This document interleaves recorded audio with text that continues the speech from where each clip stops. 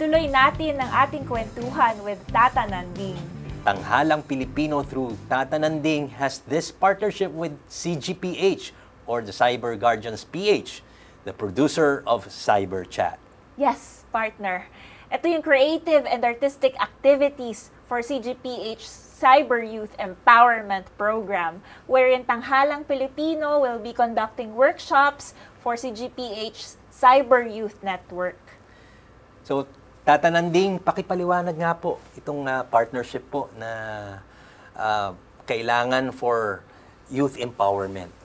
Kinausap kami ni Sister Mary John at saka ni Chichi tungkol dito sa napakahalagang project na ito ng yung Cyber Guardians sa Philippines.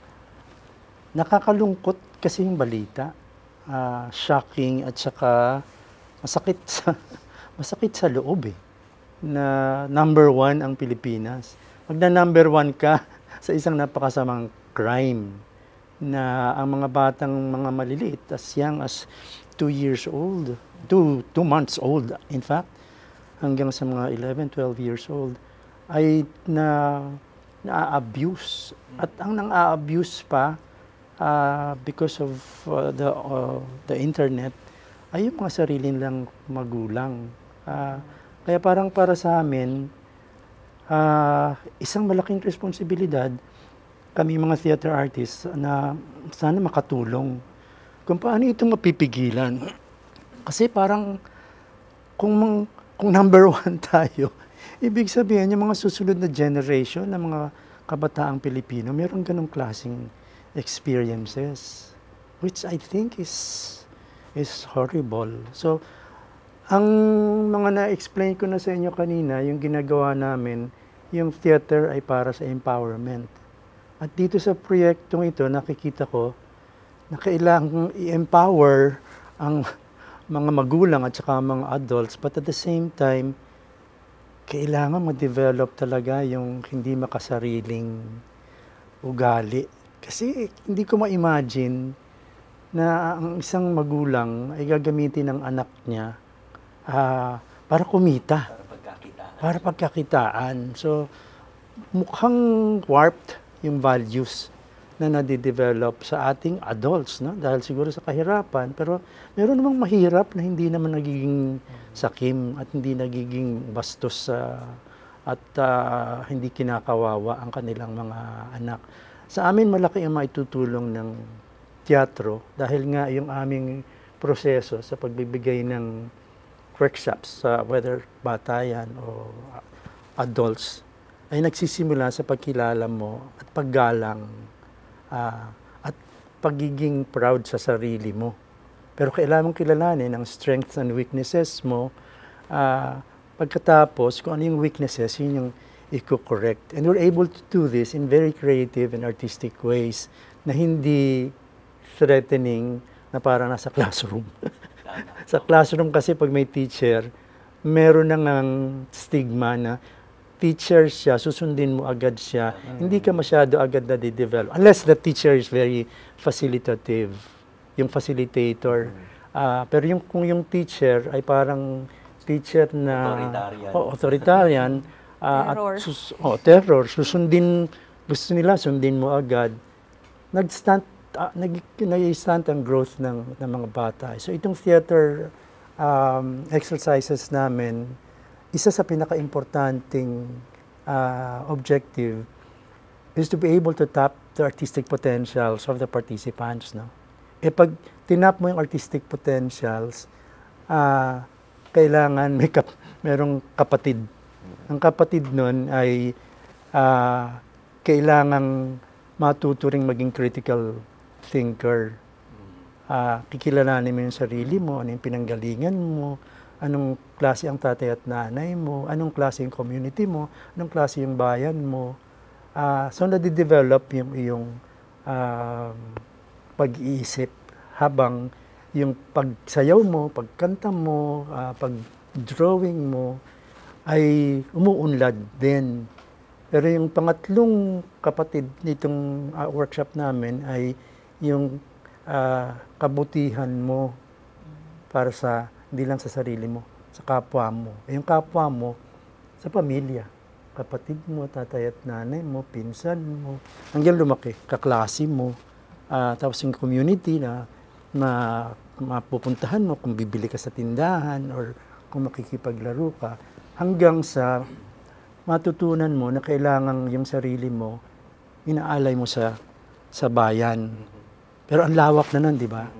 Pero kung bago ka maging aktivista, nagrarara at sumisigaw na karapatan ng mamamayan, importante yung basic.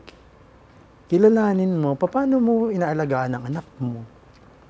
Paano mo nagsasakripisyo ka sa sarili mo para yung anak mo maging malusog sa katawan at saka sa isip at saka sa puso niya. So ang laki ng responsibility ng parents. Ang laki ng responsibility ng individual or yung human being. So yung human being, dapat holistic yung pag-develop mo. So dun sa workshops namin, ano yun,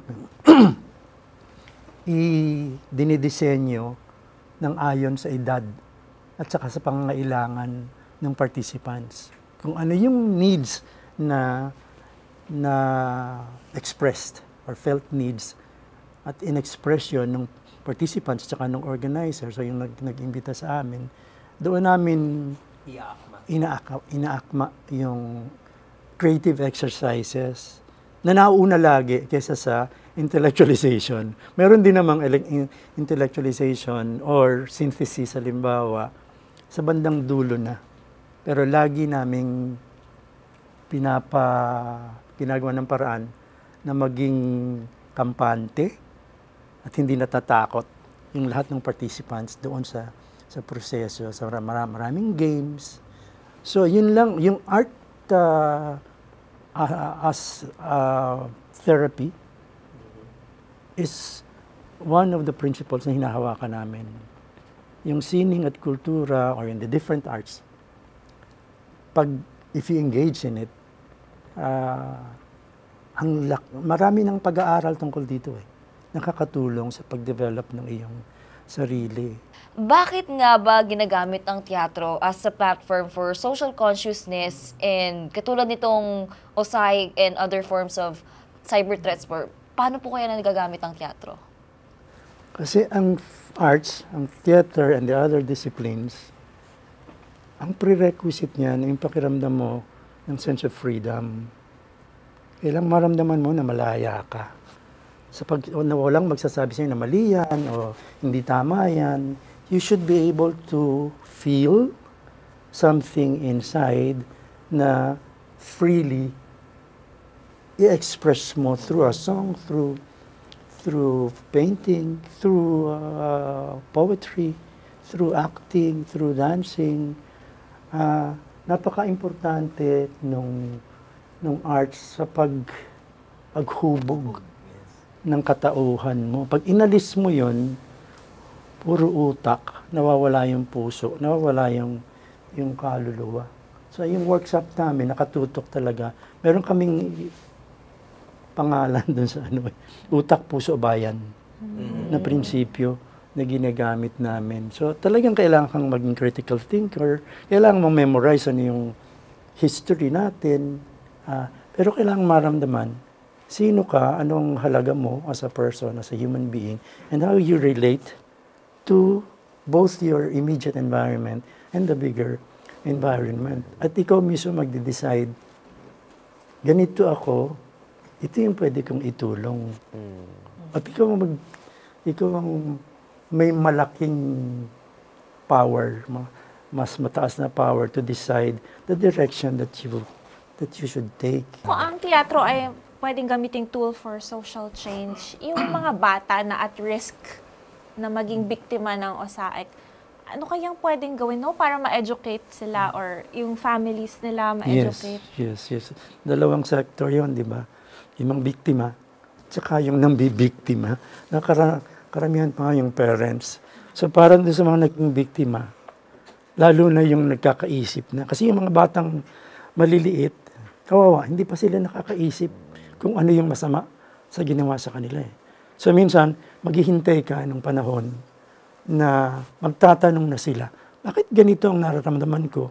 Bakit meron akong takot dito? That's when art can actually be used to heal by, excuse me, giving them or providing them with an atmosphere na hindi sila matatakot. Na magsabi, ano yung nararamdaman ko? Ano yung nasa isip ko? Pwede kong i-drawing, pwede kong ikanta, kasi minsan yung mga traumatic experiences, nagiging mental blocks eh. Na yung mental blocks, according to psychiatrists, psychologists, counselors, mental blocks are difficult to let go and to actually touch or to express. Eh pag iniligay mo sa isang lugar na wala kang takot, pwede kang maglaro, pwede kang magsabi kahit ano na hindi ka pagagalitan. At lalo pa kung ang gagamitin ay artistry or aesthetics, artistic activities, lumalabas yun eh. Both sa young people, tapos kung silang teenagers, napakaraming ganong klaseng problema eh. Na hindi maintindihan kung bakit laging galit, laging takot, laging parang mahiyain. Dahil hindi nila maalaala. Hindi nila ma-express. Oo, hindi ma-express, pero hindi nila maalaala. Ano yung ginawa sa akin ng bata ako? Dahil may blockade. Oo. At saka bata pa sila, hindi pa nade-develop yung critical thinking. At saka yung, yung voluntary review ng kung ano yung ginawa sa kanya nung bata siya. Theater or acting or even visual arts and music and even poetry writing, merong paraan para bibigyan mo ng pakiramdam na huwag ka matakot, just let go. This is very psychiatric eh. Psychotherapeutic yun eh. Doon lumalabas sa drawing ng bata. Ma-remove yung mga yung blockades na sinasabi niyo. Yes. Ako po, yung nakikita kong kahalagahan nitong programang ito ay para sa mga youth participants whose understanding of the OSAIC problem and other forms of cyber threats could be deepened and eventually they can be turned into child protection advocates as well. And sa akin naman po tatananding, tama po ba na may pilot project po tayo with yung partnership po with CGPH? Yun yung excited kami na gawin ng Tanghalang Pilipino. Ang information sa akin ay maggagawa tayo ng pilot study sa Pasig para doon sa training ng mga trainers para sa multiplier effect nitong gawain ito. Kasi ang laking gawain eh.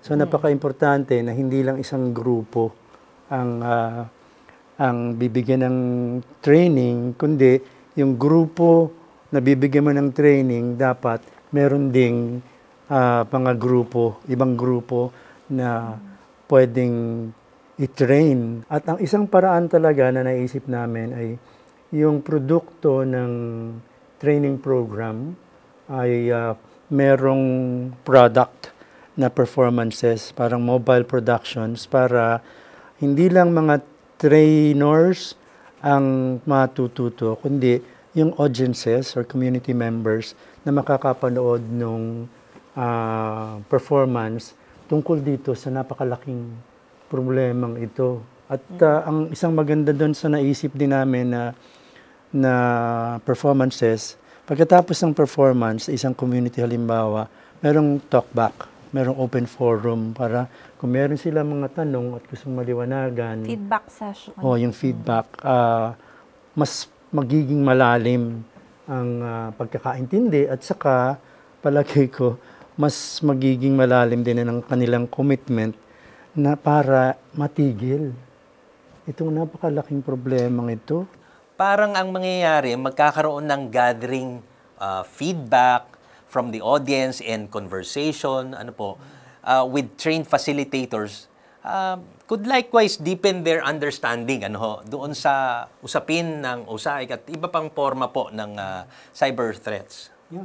Kailangan ma-document yun eh. yung feedback talaga ng maraming makakarinig at saka makakapanood.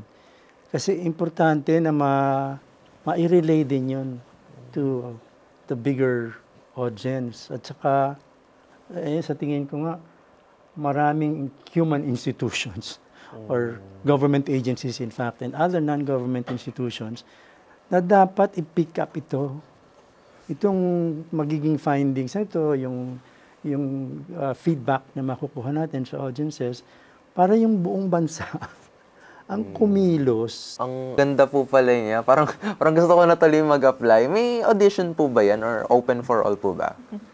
Sa narinig ko, parang mabuti na mayroong auditions para dun sa mga magpa-participate dun sa pilot program. Kaya lang, sinabi ko na rin kay Chichi na para merong mag-apply, para mag-audition, palagi ko importante na merong information dissemination kung ano itong project. Kasi bago ka mag-apply sa isang bagay, dapat marinig mo muna at malaman para saan ito. And I think itong ginagawa natin ngayon is part of the information dissemination and people should know na meron ganitong kalaking problema.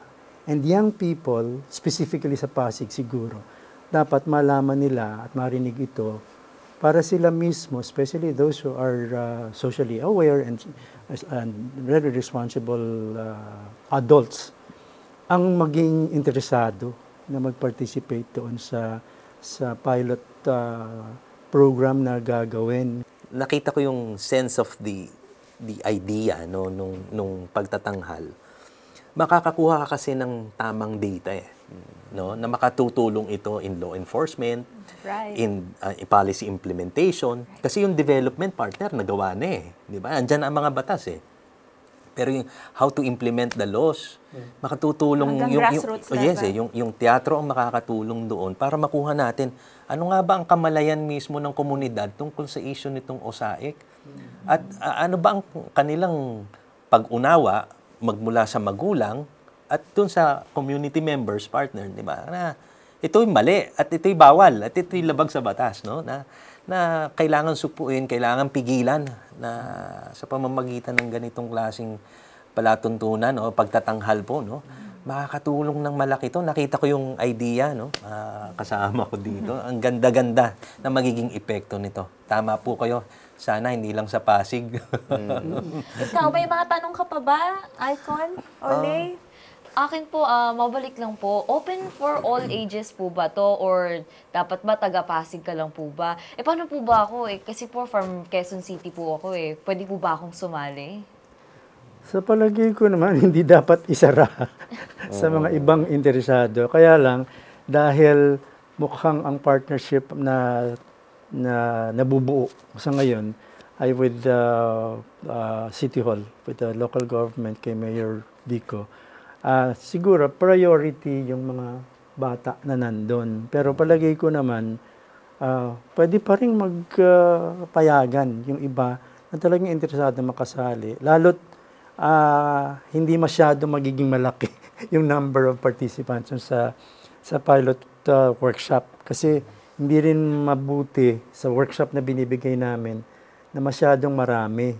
Kasi nababawasan yung Yung attention na binibigay sa bawat. Oo, yung personalized kasi halos yung effect na gusto namin Kaya minsan ideal 30 participants o kaya 50. Parang maximum 50 Huwag nang lalampas doon. Especially kung mga 3 lang ang facilitators dun sa workshop. Hi! Ang sarap ng kwentuhan natin with Tata Nanding. But as we are coming to the end of this segment, Tata Nanding, what would be your message to our audience? Parang nasabi ko na lahat yung message na gusto ko. But ako, yun siguro, ulitin ko yung ilang napakahalagang bagay. Para sa amin, artists, napakahalaga na buuin natin ang ating puso at kaluluwa para sa bayan natin, para sa kapwa. At itong program na ito palagay ko, susunod din sa aming pinaniniwalaan na sining at kamalayang Pilipino na makatao. Napaka-importante ng word na makatao, lalo dito sa ginagawa sa ating mga kabataan. So, sining at kamalayang Pilipino na makatao. Yan siguro ang aking huling mensahe. Well, Tata Nanding, maraming salamat po at sa pagkakataon at oportunidad na kayo ho ay aming makasama sa programa ng Cyberchat. Ano po? At siyempre, sa lahat po ng mga artista na walang pagod at matapang na tumatayo sa paghahatid sa amin ng mga tunay na ganap sa lipunan. At naniniwala sa pagbabago for a more humane, compassionate, and just society, kayo ay isang inspirasyon. Thank you po. We will continue with our next segment. Don't go away.